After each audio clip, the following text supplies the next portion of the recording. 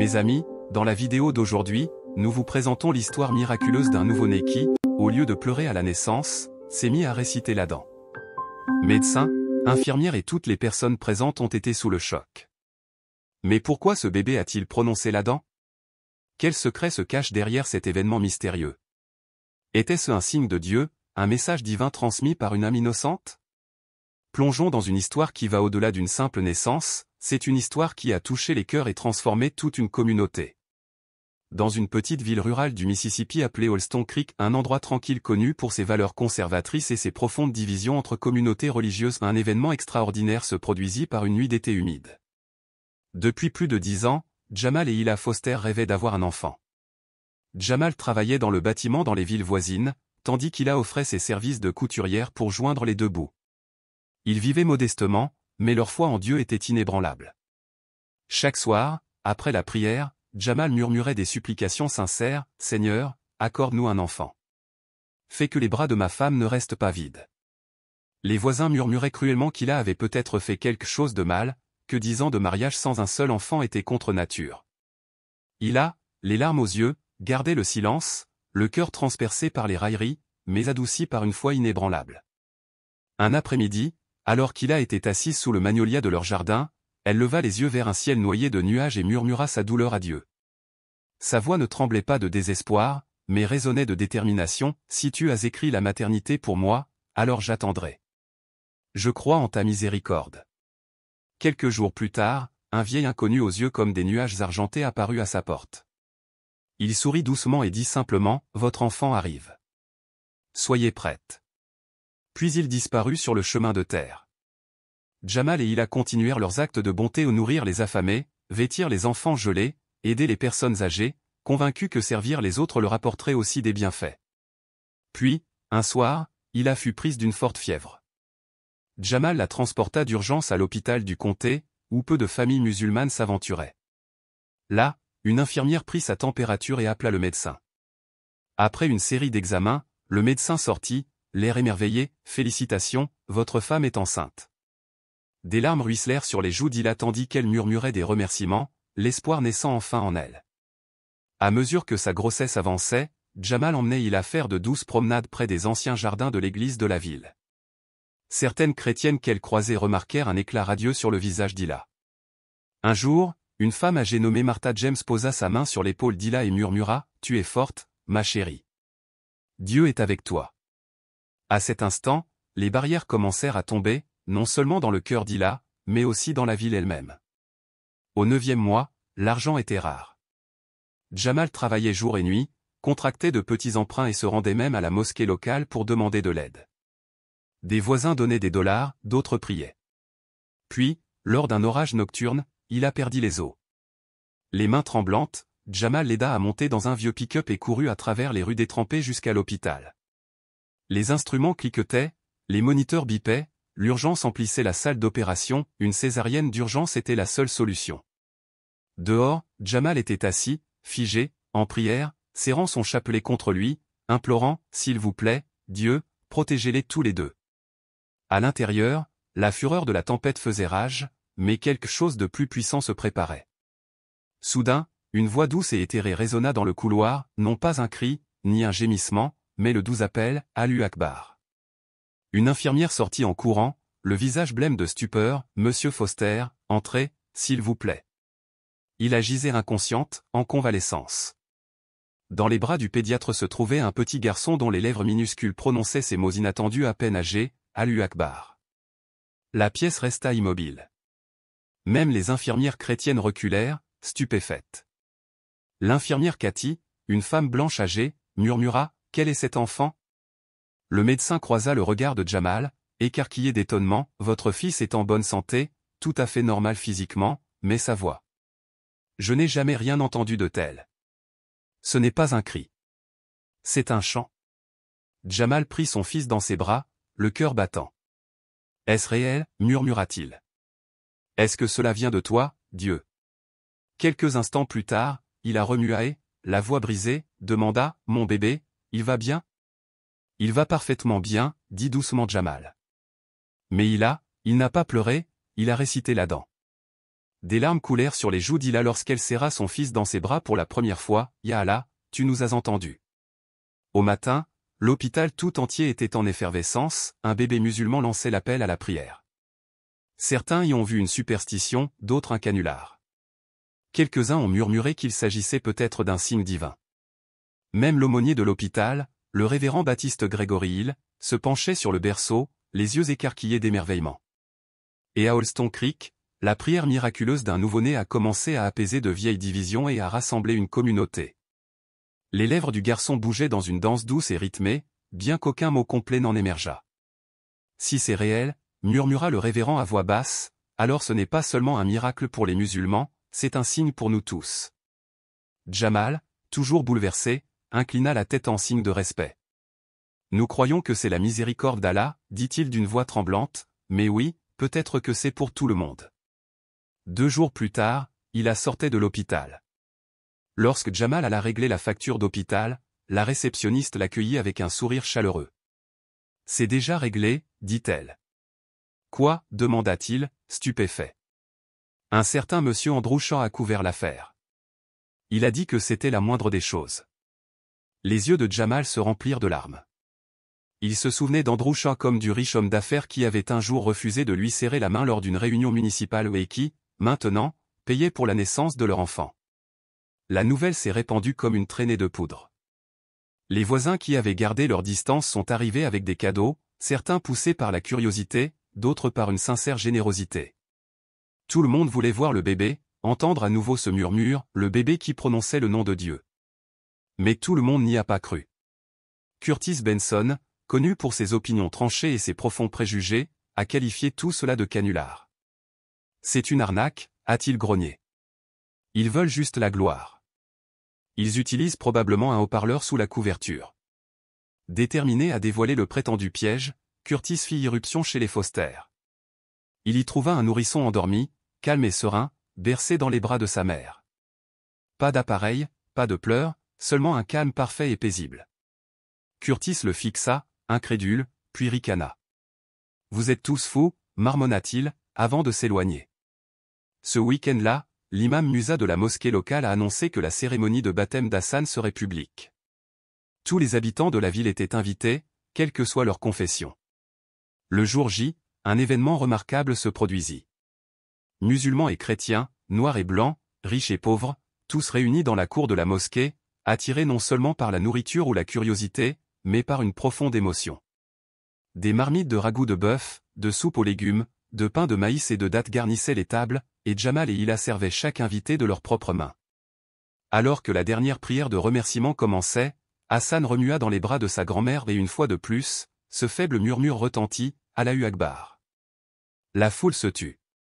Même le révérend Grégoire resta immobile. L'imam Moussa leva les mains et pria à haute voix, « Ô Allah, fais de cet enfant un pont d'amour entre les cœurs autrefois divisés.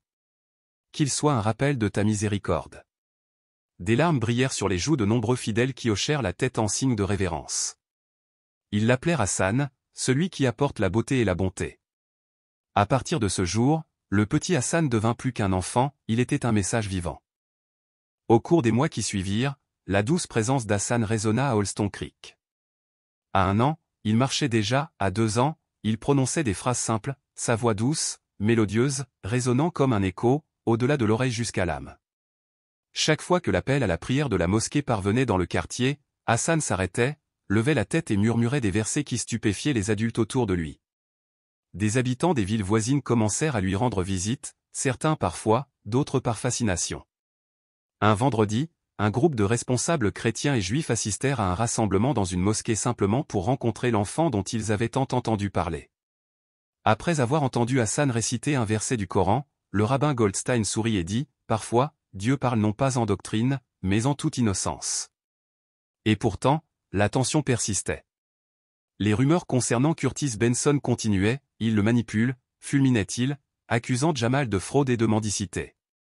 Son amertume s'intensifia lorsqu'il vit sa propre influence décliner, tandis qu'un enfant musulman unissait discrètement plus de cœur que Curtis n'aurait jamais pu le faire par la colère.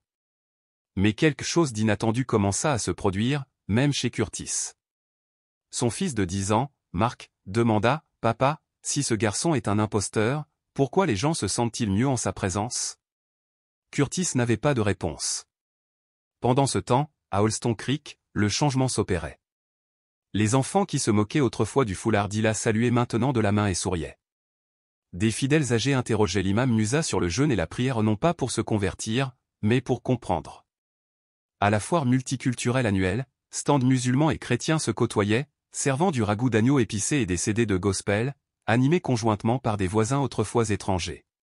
Puis vint le tournant, la fête d'automne, longtemps réservée aux chrétiens, s'ouvrit à tous. Jamal amena Hassan, 3 ans, et sa sœur Léla, non pas pour exprimer leur soutien, mais pour exprimer leur harmonie. L'amour doit régner là où se dressaient autrefois les murs, dit Jamal à Hila tandis qu'il chargeait la voiture. Au festival, les visages des enfants étaient peints, des tartes étaient alignées sur les tables de pique-nique et la musique folklorique résonnait sur la scène. Certains s'arrêtaient, murmurant au passage de Jamal, mais aucun avec haine. Beaucoup le saluaient avec respect, certains lui offraient des accolades. Même Andrew Shaw s'avança, souriant et embrassant le front d'Hassan. « Je suis juste là pour ma bénédiction », plaisanta Théil. Mais Curtis, rouge de fureur, se tenait dans un coin et criait à un vendeur que l'endroit se transformait en cirque. « Ce jeune musulman n'est pas Jésus, » aboya Théil. « Tu vas faire comme s'il était divin. » Avant que quiconque puisse intervenir, Curtis s'est précipité vers Jamal en criant « À quoi joues-tu, Foster? Tu essaies de faire un lavage de cerveau à la ville ?» Les gens se figèrent, jusqu'à ce que Hassan, dans les bras de Léla, regarde Curtis droit dans les yeux. Sa petite main se leva, et, une fois de plus, ce murmure familier retentit, Allahu Akbar. Ashhadu an la ilaha illallah. Le silence retomba, mais cette fois empreint d'émerveillement. Même Curtis resta bouche bée, tandis que le miracle d'Hassan parlait plus fort que n'importe quelle haine. La foule se tut. Même le vent sembla s'arrêter. Le bras de Curtis, autrefois levé de colère, retomba à ses côtés. Il fixait la foule, la mâchoire serrée, sans rien dire. L'énergie sur la place changea non pas la peur, ni la magie, mais quelque chose de plus profond, quelque chose que son amertume ne parvenait pas à percer. Le révérend Grégory, pasteur de l'église principale de la ville, s'avança et dit doucement, « Curtis, je crois qu'il est peut-être temps d'écouter. » Curtis garda le silence et s'éloigna. Plus tard dans la nuit, Jamal se tenait devant sa maison, contemplant les étoiles tandis qu'il berçait leur fils. Le garçon avait ricané et babillé toute la soirée, ne laissant aucun souvenir de l'étrange attention du matin. Et pourtant, ses paroles au son ton résonnaient dans toutes les oreilles. Jamal murmura, « Mon Dieu, quel est ton plan pour notre fils ?» De l'intérieur, la réponse calme d'Hila parvint à travers la porte, « Quoi qu'il en soit, ça se réalise. » Cette nuit-là, Holston Creek semblait plus calme, mais pas vide. On se sentait soutenu, comme si chaque cœur de la ville s'adoucissait, un souffle après l'autre.